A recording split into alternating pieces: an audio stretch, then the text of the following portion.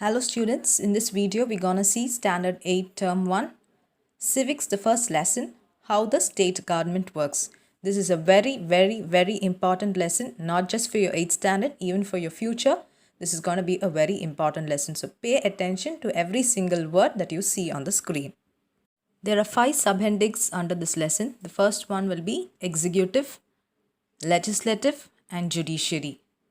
And then you have powers and functions of the governor, powers and functions of the chief minister. So all these 5 topics we're going to see in this particular lesson. In short, I'll tell you about these 3 sections. Legislative, executive and judiciary. Legislative-na என்ன பண்ணுனா ஒரு ideas ஒரு loss எல்லாமே கொண்டு வரது legislative. Executive என்ன பண்ணுனா அந்த ஐடியாஸ் லாஸை எக்ஸிக்யூட் பண்ணி இம்ப்ளிமெண்ட் பண்ணுவாங்க, அவங்க தான் executive. Judiciary, as you all know, it is important. Enforcing justice, அதாவது நம்மளோட கோர்ட் லீகலாக ஏதாவது ஒரு மேட்டர் இஷ்யூவை டிசால்வ் பண்ணோம் இல்லை டிஸ்பியூட்டை வந்து சால்வ் பண்ணோம் அப்படின்னா இந்த judiciary very important. So these are the 3 main function. So இப்போ நம்ம டீட்டெயிலாக ஒவ்வொன்றா பார்க்கலாம். There are 2 sets of government in our country. ஒன்று வந்து central government, இன்னொன்று வந்து state government. So now here in the Tamil Nadu state, so this will be our state government. There are 29 state governments in our country. Every state has a government to run its own administration. So நம்ம country இந்தியாவில் 29 states இருக்குது. ஒவ்வொரு ஸ்டேட்டுக்கும் ஒவ்வொரு government இருக்குது. அந்த கவர்மெண்ட்க்கு தனியாக ஒரு administration, அந்த அட்மினிஸ்ட்ரேஷன் கீழே நிறைய பேர் ஒர்க் பண்ணுறாங்க. The states have their own executive and legislative and judiciary. As I already told you, இந்த 3 விஷயம் ஒவ்வொரு ஸ்டேட்டுக்குமே இருக்கும். The state executive consists of the governor and the council of ministers headed by the chief minister. ஒவ்வொரு state கவர்மெண்ட்லேயே என்னென்ன இருக்குன்னு பார்த்தீங்கன்னா ஒரு governor இருப்பார், அந்த கவர்னர் கீழே வந்து சீஃப் மினிஸ்டர் இருப்பார், அந்த சீஃப் மினிஸ்டர் கீழே நிறைய கவுன்சில் ஆஃப் மினிஸ்டர்ஸ் இருப்பாங்க. The governor is an integral part of the state legislature. So state லெஜிஸ்லேட்டரோட இன்டெக்ரல் பார்ட் முக்கியமான பங்கை யார் எடுக்கிறாங்கன்னா அது நம்ம கவர்னர் தான். Okay, now we'll learn about the governor. கவர்னரோட பங்கு என்ன நம்ம ஸ்டேட்டுக்கு, அவரோட ஃபங்க்ஷன்ஸ் என்ன, அவரோட பவர் என்ன இல்லைனா நம்ம பார்க்க போகிறோம். The constitution provides for the post of governor as the head of a state in India. ஒரு ஸ்டேட்டோட ஹெட் யாருன்னு பார்த்தீங்கன்னா சீஃப் மினிஸ்டருக்கு முன்னாடி கவர்னர் தான். ஸோ ஒரு ஸ்டேட்டோட ஹெட் யாருன்னு பார்த்தீங்கன்னா இட் இஸ் தி கவர்னர். யார் கவர்னரை அப்பாயிண்ட் பண்ணுறாங்கன்னா the president of India only appoints the governor of the state. He is the constitutional head of a state. So governor is the constitutional head of a state.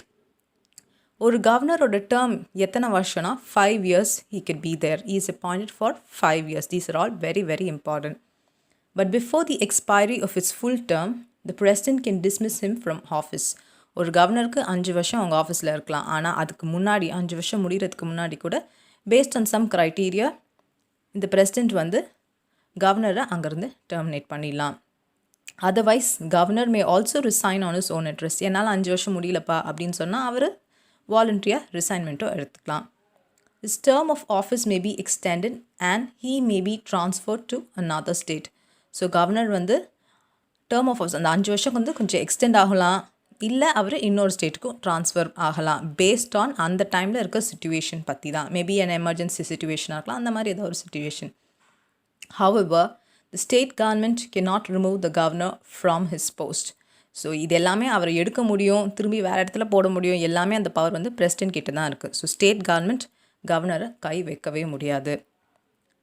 To be the governor, a person must be a citizen of India and should have completed 35 years of age. இப்போ நம்ம ஸ்டேட்டில் வந்து ஒரு governor appoint பண்ணோன்னா அவங்க 2 criteria. முதல்ல அவர் வந்து Indian சிட்டிசனாக இருக்கணும், ரெண்டாவது he should have completed 35 years of age. So ஒரு கவர்னர் ஆகிறதுக்கு என்னென்ன க்ரைட்டீரியா, என்னென்ன எலிஜிபிலிட்டி குவாலிஃபிகேஷன் கேட்டாங்கன்னா these 2 you have to write. And he cannot be a member of the parliament or the state legislature.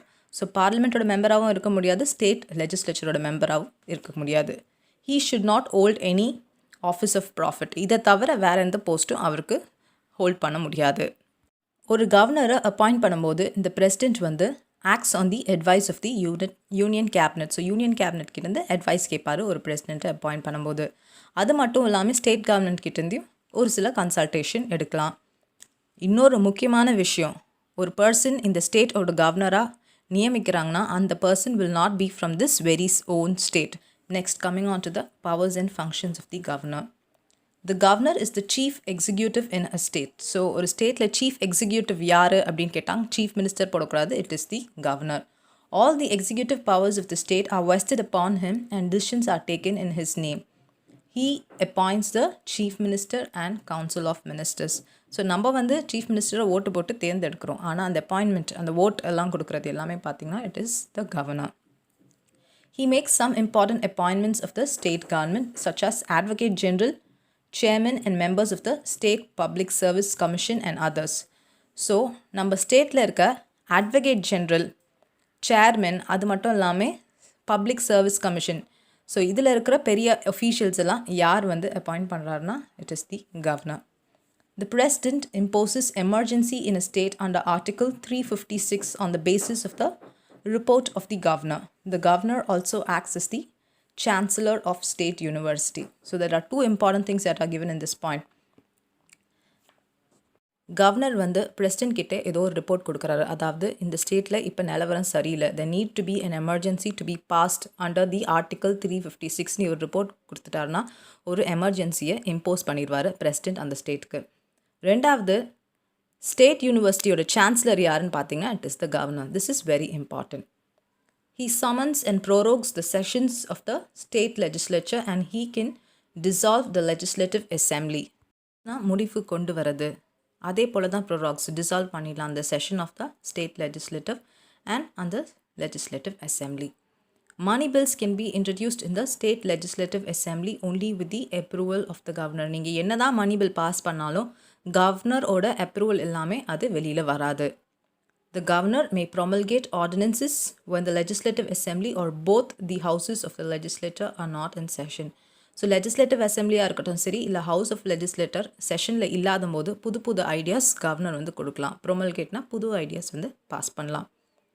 The governor may nominate one member from the Anglo-Indian community to the legislative assembly if there are Anglo-Indian people in a state and they are not duly representative in the state legislature. அதாவது நம்ம ஸ்டேட்டில் Anglo Indian peoples இருந்தாங்க அப்படின்னு பார்த்தீங்கன்னா அப்போ legislative council அதாவது legislative அசம்பிளிக்கு Anglo Indian பீப்புளை nominate பண்ணலாம். He may also nominate 1/6 member of the legislative council from among persons who are experts in the field of science, literature, art, social service and cooperative movement. அது மட்டும் இல்லாமல் 1/6 member அந்த legislative கவுன்சிலில் இருக்கிற 1/6 member வந்து மற்ற experts, அதாவது எக்ஸ்பர்ட்ஸ்னால் என்னென்னா திறமையாக இருக்கிறவங்க, science, literature, arts, social science, social service இதிலெல்லாம் வந்து திறமையாக இருக்கிறவங்கள வந்து நம்ம கவர்னர் வந்து நியமிக்கலாம், அப்பாயிண்ட் பண்ணலாம். The annual budget of the state government is laid before the legislative with the approval of the governor.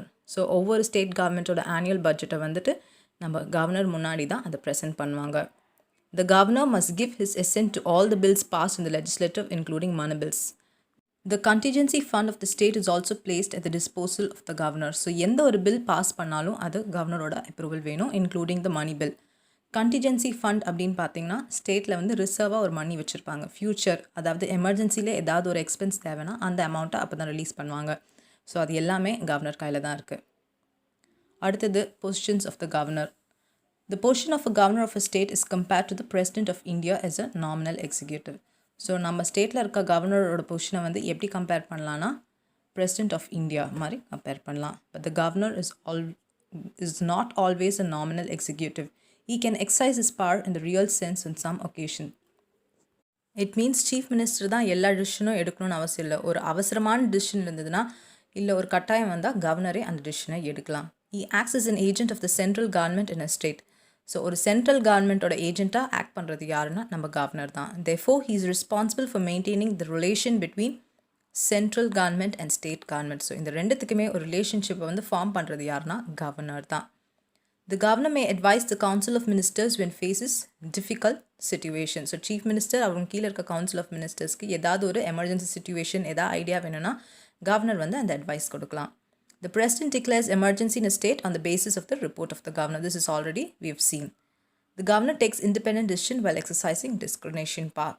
Discretionary power அப்படின்னு பார்த்தீங்கன்னா இன்வெஸ்ட்மெண்ட் ஃபண்ட் அதுக்குள்ளே மேலே இருக்கிற பவர்ஸை தான் நம்ம வந்து இந்த மாதிரி டிஸ்க்ரிஷனரி பவர்ஸ் அப்படின்னு சொல்கிறோம். ஸோ கவர்னர் அந்த டிசிஷனை இண்டிபெண்ட்டாக யாரோட அட்வைஸும் எல்லாமே எடுக்கலாம். He may seek information from the Council of Ministers regarding various activities of the government. So கவர்மெண்ட்டில் என்ன நடக்குது, ஸ்டேட்டில் என்ன நடக்குதுன்னு சொல்லிட்டு கவுன்சில் ஆஃப் மினிஸ்டர்ஸ் கிட்டேருந்து அவர் எல்லா இன்ஃபர்மேஷனையும் எடுக்கலாம். So this is the very important position and powers and functions of the governor. You have to learn this by heart. Next coming on to state executive. State எக்ஸிக்யூட்டிவில் முக்கியமானது யாருன்னு பார்த்தீங்கன்னா chief minister and அவர் கீழே இருக்க council of minister. So now let's see the chief minister. The governor appoints the leader of the majority party in the state legislative assembly is the chief minister. So நம்ம ஓட்டு போடுறோம், இதில் மேஜராக அதாவது மெஜாரிட்டியாக யார் வந்து ஓட்டு வின் பண்ணுறாங்களோ எலெக்ஷனில் அவங்க தான் வந்துட்டு சீஃப் மினிஸ்டர் ஆகுது. ஸோ இந்த அப்பாயின்மெண்ட் கொடுக்குறது யாருன்னு பார்த்தீங்கன்னா governor of the state.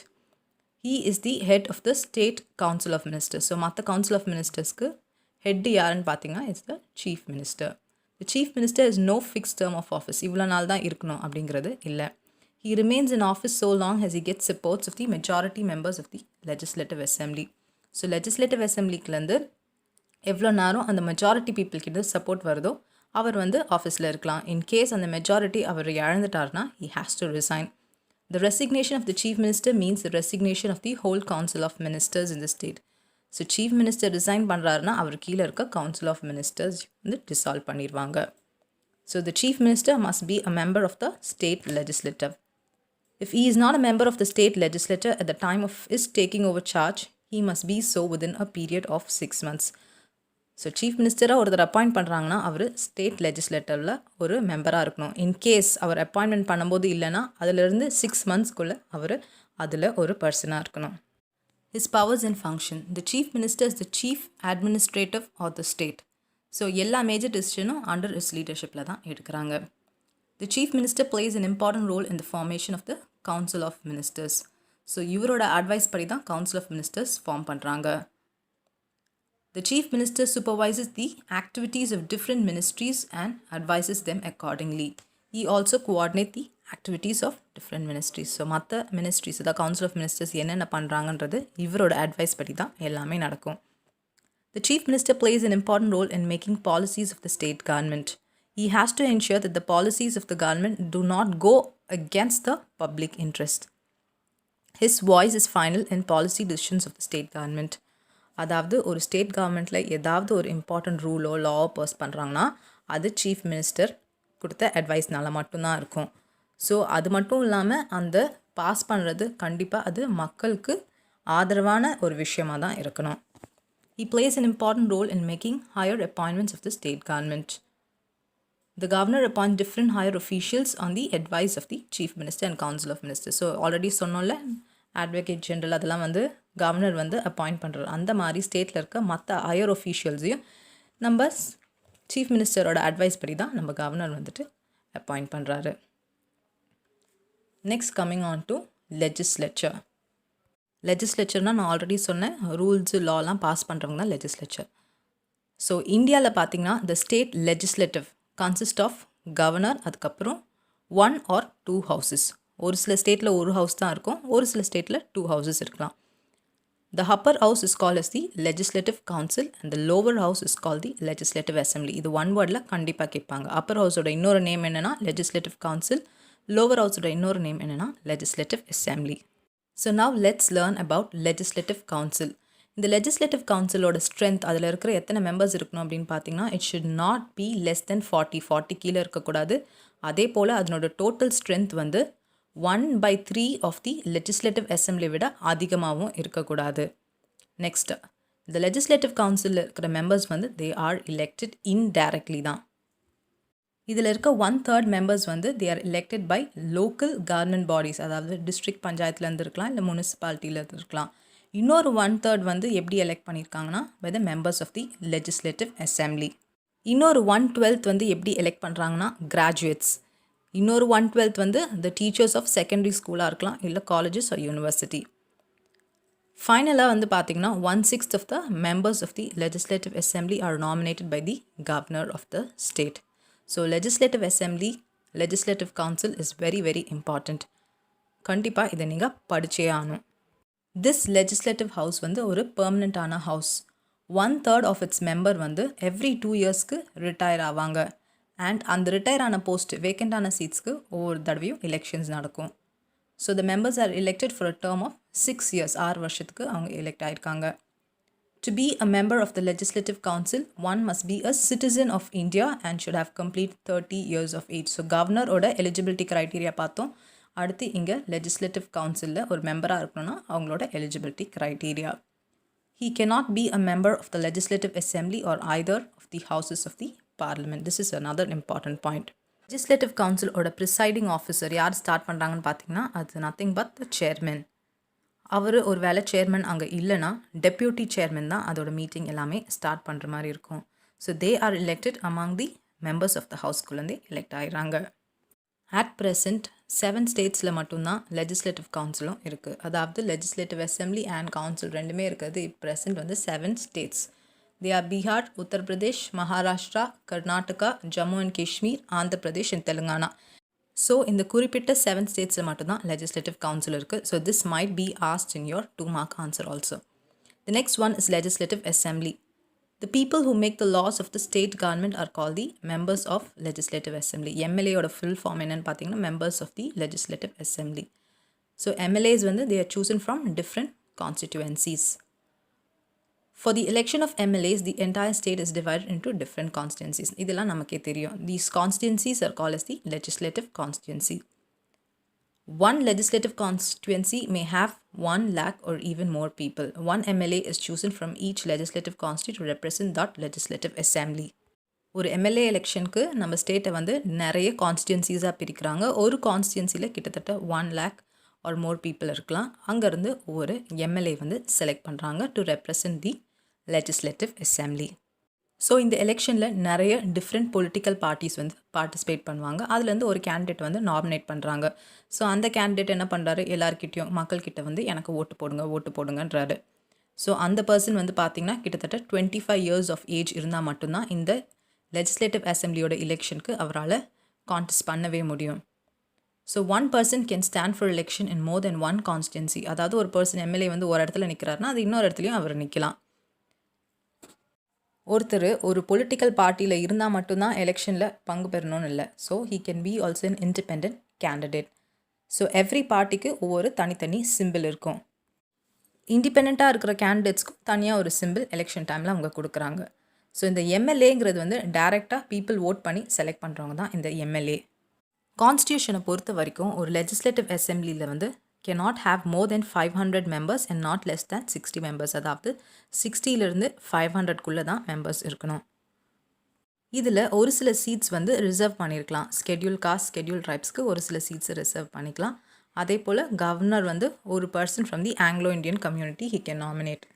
Legislative அசம்பிளியில் இருக்க மெம்பர்ஸ் வந்து they are elected for a term of 5 years. ஆனால் அதுக்கு முன்னாடி கூட he can dissolve the house. யார் கவர்னர்கிட்ட அந்த பவர் இருக்குது. ஸோ இந்த அசம்பிளியோட ஒவ்வொரு மீட்டிங்கும் வந்து யார் ஸ்டார்ட் பண்ணுவாங்கன்னு பார்த்தீங்கன்னா அந்த ஸ்பீக்கர் தான். ஒரு வேளை அந்த ஸ்பீக்கர் அன்றைக்கி வரலன்னா டெப்யூட்டி ஸ்பீக்கர் வந்து conducts the meeting. Next coming on to state council of ministers. So council of ministers நம்ம ஏற்கனவே பார்த்துருக்கோம். ஸோ மெஜாரிட்டி பார்ட்டி அந்த ஸ்டேட்டில் யாரோ அவங்க தான் வந்து சீஃப் மினிஸ்டராக செலக்ட் ஆகிருக்காங்க.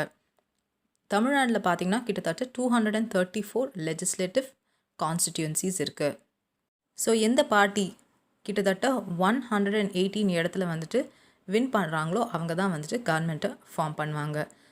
சீஃப் மினிஸ்டர் என்ன பண்ணுவார்னா இதிலிருந்து மினிஸ்டர்ஸை செலக்ட் பண்ணுவார் from the MLAs of his party.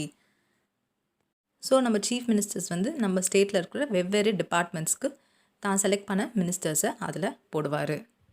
Next is the working of the state government. State கவர்மெண்டோட முக்கியமான ஒர்க்கிங் என்ன? லெஜிஸ்லேட்டிவ் அசம்பிளிக்கு அப்பாயிண்ட் பண்ண பிறகு they need to come on for regular meetings. So 2 or 3 times in a year they meet. So it is the main duty of this legislative assembly to make laws for the state. முக்கியமா they can make laws on the subject mentioned in the state list and concurrent list. Emergency periodல வந்துட்டு they cannot exercise, அதாவது they cannot use their legislative powers. இந்த council of ministers வந்து யார் control பண்ணுறாங்கன்னா இந்த assembly தான். So council of ministers என்னென்ன பண்ணாங்களோ they have to be answerable to the assembly for all their activities. ஒரு வேளை இந்த அசம்பிளிக்கு வந்து இவங்க பண்ணுறது பிடிக்கல, நோ கான்ஃபிடன்ஸ் மோஷன் பாஸ் பண்ணாங்க அப்படின்னு பார்த்தீங்கன்னா so they can also dissolve them. And then the legislative assembly has control over the state finances. ஒரு மணி பில் வந்து இங்கே அசம்பிளிலேருந்து பாஸ் ஆக முடியும். ஸோ இந்த அசம்பிளியில் இருக்கிறவங்களோட மெஜாரிட்டி பீப்புளோட கன்சென்ட் வாங்காமல் கவர்மெண்ட் வந்து எந்த ஒரு டேக்ஸ்க்கையும் இன்க்ரீஸ் பண்ண முடியாது, ரெடியூஸ் பண்ண முடியாது, வித்ட்ரா பண்ண முடியாது. So the assembly is very important for this. அடுத்தது பார்த்திங்கன்னா இந்த லெஜிஸ்லேட்டிவ் அசம்பிளியில் இருக்கிற மெம்பர்ஸ் வந்து பிரசிடெண்ட்டோட எலெக்ஷனுக்கு நிற்கலாம். அது மட்டும் இல்லாமல் டைரெக்டாக ராஜ்யசபா எலெக்ஷன்ஸ்க்கும் they can take place. The assembly also takes part in the amendment of the constitution on certain matters. அதாவது ஏற்கனவே பாஸ் பண்ண லாவில் ஏதாவது திருத்தங்கள் இருக்குன்னா so they assembly can also give their own decision. So the government has 3 basic functions. 3. முதல்ல என்னென்னா making laws, executing laws and ensuring justice. Next topic, how laws are made in the state government. ஒரு law pass பண்ணுறாங்கன்னா அது எப்படி வந்து pass பண்ணுறாங்க. So இன்ஸ்டண்ட்டாக இங்கே வந்து 2 எக்ஸாம்பிள் கொடுத்துருக்காங்க. அதாவது நீங்கள் கன்று வச்சுருக்கலாம் லைசன்ஸ் இல்லாமல். ஒரு பொண்ணோட மேரேஜ் பண்ணுற வயசு என்னென்னு பார்த்தீங்கன்னா above 18 years and men வந்து even only after they are 21 years they can get married. So இந்த மாதிரி ரூல்ஸ் அண்ட் லாஸ் வந்து யார் என்ஃபோர்ஸ் பண்ணுறாங்க. திடீர்னு யாரோ ஒன்று சொல்லி அது வந்து ஒரு லாவாக வெளியில் வரது கிடையாது. There is a big process it is going behind it. So அந்த ப்ராசஸ் எப்படி போகிறதுனா நாம் இப்போ படிக்க போகிறோம். லெஜிஸ்லேட்டிவ் அசம்பிளியில் எம்எல்ஏ கூடுவாங்க. ஸோ ஃபஸ்ட்டு மீட்டிங் போடுவாங்க. எல்லாருமே ஏதாவது ஒரு டிஸ்கஷனை வெளியில் கொண்டு வருவாங்க. ஒரு பில்லை வந்துட்டு லெஜிஸ்லேட்டிவ் அசம்பிளியில் பாஸ் பண்ணுறாங்க. ஸோ அதில் வந்து டிபேட்ஸ், டிஸ்கஷன்லாம் நடக்கும். இது செய்யலாமா வேணாமா, இதனால் எவ்வளோ பீப்புள் வந்து ப்ராஃபிட் ஆவாங்க, இதனால் யாருக்காவது நஷ்டம் இருக்கா அப்படின்ற மாதிரி டிஸ்கஷன் பண்ணி அந்த பில்லை ஏதாவது சேஞ்சஸ் பண்ணுவாங்க. ஸோ அந்த பாஸ் பண்ண பில்லில் more then half of the MLA vote வந்து அதுக்கு ஃபேவராக இருந்துச்சுன்னா அந்த பில் வந்து பாஸ் ஆகிடும். அந்த பில் வந்து கவர்னரோட அக்சென்ட் கிடச்சிச்சுன்னா it will become an act. This is how a law is formed, forced and enforced in the state government. அடுத்து ஒரு லா பாஸ் ஆகிடுச்சு. ஸோ அது யார் வந்து மக்கள்கிட்ட கொண்டு வரதுன்னா கவுன்சில் ஆஃப் மினிஸ்டர்ஸ் தான் மக்கள்கிட்ட அதை எக்ஸிக்யூட் பண்ணுவாங்க. Legislative assembly of Tamil Nadu is located in Chennai. தமிழ்நாடோட லெஜிஸ்லேட்டிவ் அசம்பிளி எங்கே இருக்குதுன்னு பார்த்தீங்கன்னா அது சென்னையில் தான் இருக்குது. ஏன் அது சென்னையில் இருக்குதுன்னு சொல்கிறாங்கன்னா ஸ்டேட் லெஜிஸ்லேட்டிவ் அசம்பிளி எங்கே இருக்கோ அதே போல் கவுன்சில் ஆஃப் மினிஸ்டர்ஸோட ஃபங்க்ஷன்ஸ் எந்த இடத்துல நடத்துகிறாங்களோ அதுதான் அந்த ஸ்டேட்டோட கேபிட்டல். ஸோ அதனால் தமிழ்நாடு தான் இங்கே. தமிழ்நாட்டில் வந்து பார்த்திங்கன்னா அது சென்னை தான். ஒவ்வொரு ஸ்டேட் கவர்மெண்ட்டும் ரூல்ஸையும் லாஸையும் வந்துட்டு டைரெக்டாக என்ஃபோர்ஸ் பண்ண முடியாது. அவங்க கீழே நிறைய பீப்புள் ஒர்க் பண்ணுவாங்க. கலெக்டராக இருக்கலாம், tahsildar, black development officers, revenue officers, VAO, policemen, teachers, doctors. So இவங்க மூலியமாக அந்த ரூல்ஸ் என்ஃபோர்ஸ் பண்ண ஆக்டை வந்து மக்கள்கிட்ட கொண்டு வருவாங்க. ஸோ இவங்களுக்கு எல்லாமே கவர்மெண்ட் வந்து சேலரிஸ் கொடுக்கும். So they have to follow the orders of the state government. Next is the high court. So ஒவ்வொரு ஸ்டேட் ஜுடிஷியரிலும் ஒரு ஹை கோர்ட் கண்டிப்பாக இருக்கும்.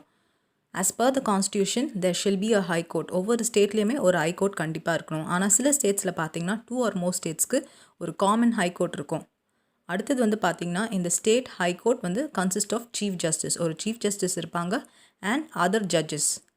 As the president May appoint from time to time if necessary. So chief justice யார் appoint பண்ணுறாருன்னு பார்த்திங்கன்னா நம்ம president தான். ஒரு ஹை கோர்ட்டில் இத்தனை நம்பர் ஆஃப் ஜட்ஜஸ் தான் இருக்கணும் அப்படிங்கிறது வந்து ஃபிக்ஸ்டு கிடையாது. It may vary. So as I already told you in the last point, the Chief Justice of High Court is actually appointed by means of the President. ஒருத்தர் high கோர்ட்டுக்கு judge ஆக போகிறாருன்னா அவரோட qualification, eligibility criteria என்னென்னு பார்த்தீங்கன்னா he must be a citizen of India. அதுக்கப்புறம் he must have at least 10 years experience as the head of a judicial office. ஒரு judicial ஆஃபீஸை வந்து கிட்டத்தட்ட 10 years வந்து ஹோல்ட் பண்ணியிருக்கணும். அடுத்தது 10 years experience as an advocate in 1 or more high courts. So ஒரு high கோர்ட்டில் வந்து கண்டிப்பாக 10 years அது ஒரு அட்வொகேட்டாக இருந்திருக்கணும். A judge of a high court holds the office until he completes the age of 62. 62 வயசு வரைக்கும் he can stay in position. 62 வயசுக்கு முன்னாடி அவர் வந்து யாராவது டெர்மினேட் பண்ணணும் அப்படின்னு பார்த்தீங்கன்னா he must have been proven for some misbehavior. ஏதாவது ஒரு தப்பு பண்ணிட்டாருன்னு யாராவது ப்ரூவ் பண்ணால் மட்டும்தான் he can be removed from office before the age of 62. Next is the powers and functions of the High Court. The High Court has been empowered to issue writs of habeas corpus, mandamus, prohibition, cure warrant for the enforcement of fundamental rights. So இது எல்லாமே ரொம்ப important. ஆனால் இந்த கிளாஸில் வந்து உங்களுக்கு இதனோட definition கூட கொடுக்கல. ஏபிஎஸ் காப்பீஸ்னால் 24 மணி நேரத்தில் கண்டுபிடிக்கணும் கண்டிப்பாக அப்படின்ற மாதிரிலாம் சில விஷயங்கள்லாம் இருக்குது. ஸோ இப்போதைக்கு அதோட பேர் மட்டும் என்னன்னு பார்த்துக்கோங்க. அடுத்தது வந்து ஒவ்வொரு ஹை கோர்ட்டுக்கும் கீழே இருக்கிற லோவர் கோர்ட்ஸ்க்கு டைரெக்டாக ஜென்ரல் பவர் இருக்குது. ஏதோ ஒரு கேஸு அது கீழே இருக்க லோவர் கோர்ட்டில் பெண்டிங்காக இருக்குது, ஏதோ ஒரு சப்ஸ்டான்ஷியல் கொஸ்டின் இருக்குது, so if the high court feels it can take up டைரெக்டாக அந்த கேஸை அதுவே எடுத்திருக்கோம். அடுத்தது வந்து பார்த்திங்கன்னா the high court controls all the subordinate courts. கீழே இருக்கிற மற்ற கோர்ட்ஸ் எல்லாமே இதுதான் கண்ட்ரோல் பண்ணுது. So like the supreme court the high court also acts as the court of record. So ஃபைனலாக என்ன சொல்கிறாங்கன்னா ஒரு ஸ்டேட் வந்து பெருசாக இருக்கும், ஒரு ஹை கோர்ட் மட்டும் பத்தாது, நிறைய டிஸ்ட்ரிக்டாக அந்த ஸ்டேட்ஸை நம்ம டிவைட் பண்ணி ஒவ்வொரு டிஸ்ட்ரிக்ட்டுக்கும் ஒரு தனி கோர்ட் இருக்கும். அந்த டிஸ்ட்ரிக்டில் இருக்கிற ஜட்ஜை வந்து அவர் வந்து மற்ற கேஸ் எல்லாமே பார்த்துப்பார். ஸோ இந்த டிஸ்ட்ரிக்ட் கோர்ட் ஜட்ஜஸ் வந்து யார் அப்பாயிண்ட் பண்ணுறாங்கன்னு பார்த்தீங்கன்னா governor. So this is all with your lesson. So இந்த லெசனில் முக்கியமாக நம்ம பார்த்தது என்ன அப்படின்னு பார்த்தீங்கன்னா there are 29 state governments in our country. ஒவ்வொரு கவர்மெண்ட்க்கும் they have their own administration. ஸோ முக்கியமானது யாருன்னா ஒரு கவர்மெண்ட்டில் governor. So who appoints the governor? கவர்னரோட ஃபங்க்ஷன் பவர்ஸ் என்ன, அப்புறம் அவரோட குவாலிஃபிகேஷன், ஒரு கவர்னராக அப்பாயிண்ட் ஆகிறதுக்கு என்ன. அடுத்தது சீஃப் மினிஸ்டர். சீஃப் மினிஸ்டர் யார், எப்படி அவரை அப்பாயிண்ட் பண்ணுறாங்க, what is his qualification, what are his powers இந்த state. Next coming the cabinet, அதாவது council of ministers under the chief ministers, அவங்க எப்படி அப்பாயிண்ட் பண்ணுறாங்க. Next coming the legislative assembly, legislative council and then the judiciary. ஒரு judiciary கீழே ஒரு மற்றவங்க judges எப்படி இயங்குறாங்க, high court or supreme court.